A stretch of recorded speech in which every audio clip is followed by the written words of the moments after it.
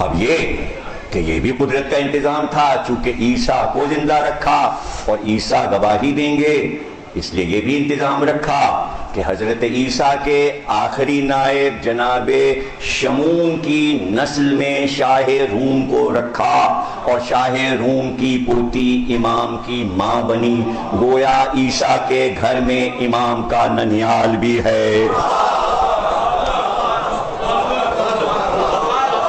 یعنی مریم نانی ہے، سیدہ اگر دادی ہیں تو مریم نانی ہے، اور دونوں کی عصمتوں کے قصیدے قرآن نے بھی پڑھے، انجیل نے بھی پڑھے اور توریت نے بھی پڑھے۔ تو ایسا شجرہ کائنات میں کس کا ہوگا جو نرجس کا لال ہے؟ نرجس تو کہتے ہی پھول کو ہیں۔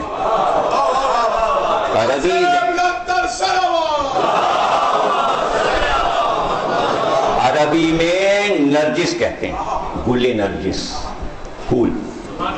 یونانی زبان میں اسے نرگس کہتے ہیں، انگلش میں نرگس کہتے ہیں۔ پھول ایک ہی ہے، اور یہ واحد پھول ہے جو آنکھیں رکھتا ہے، آنکھیں رکھتا ہے۔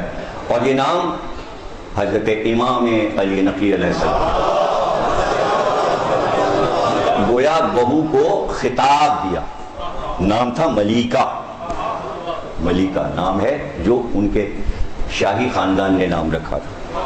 خطاب ملا نرجس، اور جیسے جناب شہربانو آئی تھیں بشارت کے ساتھ کہ خواب میں جناب سیدہ کو دیکھا حضرت شہربانو نے ایران میں اپنے شاہی کے دور میں، اور بی بی نے خبر دی کہ تم میرے حسین کی دلہن بننے والی ہو۔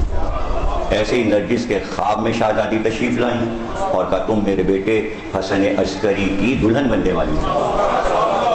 اور خود بیان کرتی ہیں نرجس خاتون کہ جب آئیں شہزادی تو ساتھ میں بیٹے کو لائیں، اور میں نے ان کا سراپا دیکھا۔ پھر میں دعائیں مانگتی تھی کہ ایک بار اور زیارت ہو جائے، ایک بار اور زیارت ہو جائے۔ اور پھر بی بی تشریف لائیں اور کہا اب حملہ ہونے والا ہے، تمہارے ملک میں لشکر نکلے گا، لشکر روانہ ہوں گے، اور تم بھی اپنے لشکر کے ساتھ روانہ ہو جاؤ، اور پھر بغداد اس طرح تم پہنچو گی، اور میرا بیٹا علی نقی تم کو بغداد دجلہ کے ساحل سے کشتی پر سے اپنے غلام بشیر کو بھیج کر بلوا دے گا۔ گویا پورا سفر نامہ جناب سیدہ نے سنا دیا، اور پھر نرجس خاتون نے بشیر کو راستے میں سنایا۔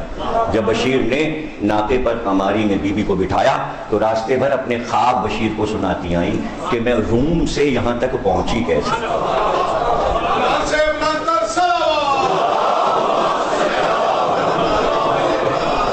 اور پھر وہ دن بھی آیا کہ امام کی بہن، امام کی بیٹی، امام کی پھوپھی جناب حکیمہ خاتون، 11ویں امام کی پھوپھی، 9ویں امام کی بیٹی، 10ویں امام کی بہن، ایک امام کی بیٹی ہیں، ایک امام کی بہن ہے، ایک امام کی پھوپھی اور ایک امام کی دادی۔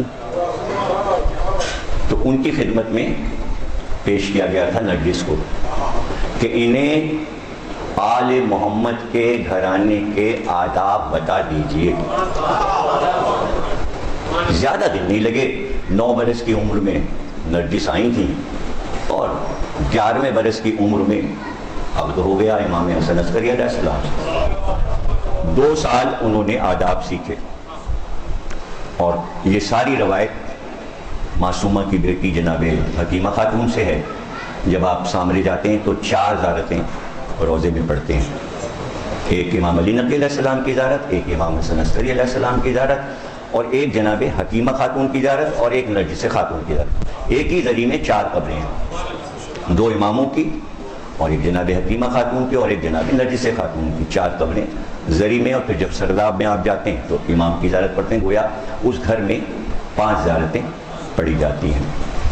تو یہ زیارتیں آپ آج کی رات پڑھ سکتے ہیں۔ یہی اس رات کے اعمال ہیں کہ سامرے والوں کو یاد کیا جائے، سامرے کے چاند نگاہ میں رہیں۔ جب آپ سامرے جائیں اور اس گھر میں جائیں جو کہ امام کا گھر ہے، سرداب ہے، زینے اتر کے جائیں جہاں امام کا قیام تھا۔ جو لوگ جا چکے ہیں انہیں نقشہ یاد آ جائے گا کہ وہی 4 دیواری وہ پورا گھر ہے جس میں 3 امام رہے۔ یعنی اسی گھر میں، سامرے کے گھر میں 10ویں امام مدینے سے آ کے ٹھہرے، اسی میں 11ویں امام پیدا ہوئے اور وہیں 12ویں امام پیدا ہوئے. بڑا مبارک گھر ہے وہ. تو وہاں پر سرداب کے زینے جہاں سے اترتے ہیں اس سے کوئی 5 قدم پیچھے ایک کنواں ہے، اور وہ کنواں اب کٹہرے سے بند کر دیا گیا ہے، لوہے کی سلاخیں لگا کے جالی لگی ہوئی. لیکن آپ اس کو اگر جھانک کے دیکھیں تو اس کے نیچے پانی نظر آتا ہے. لیکن وہ پانی جو ہے، جو نظر آتا ہے، اس میں آپ کو 2 چاند نظر آئیں گے. پانی میں 2 چاند نظر آئیں گے اور وہ ایسے چمکتے ہیں، جھلملاتے ہیں. دیکھیں پہلے خود اس کی زیارت کی ہے تو اس کے لیے کہ اسی کنویں کے کنارے نرجس بی بی بیٹھی تھی اور گود میں امام تھے، گود میں امام تھے. اور اس وقت آپ شیر مادر نوش فرما رہے تھے کہ اس وقت 14ویں کا چاند نمودار ہوا. تو ماں نے بیٹے سے کہا وہ دیکھو 14ویں کا چاند. جیسے ہی چاند طلوع ہوا، ماں نے بچے سے کہا وہ دیکھو آسمان پہ 14ویں کا چاند. تو جیسے ہی اپنا منہ پھیرا امام نے تو 2 قطرے کنویں میں گرے.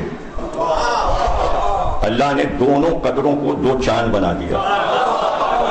تو آپ اسے دیکھ سکتے ہیں کہ وہ پانی میں 2 چاند جھلملاتے ہیں، جو میں نے اپنی آنکھ سے دیکھے. اور زائرین اس کو وہاں پر رک کے دیکھتے ہیں کہ یہ کیا ہے، گولڈن سنہرا پانی میں چمکتا ہے.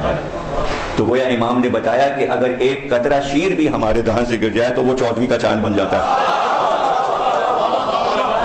تو ماں نے بھی چاہا کہ موازنہ ہو جائے کہ آسمان کا چاند کیا ہے اور زہرا کا چاند کیا ہے، اور اس چاند کے معجزات کیا ہیں.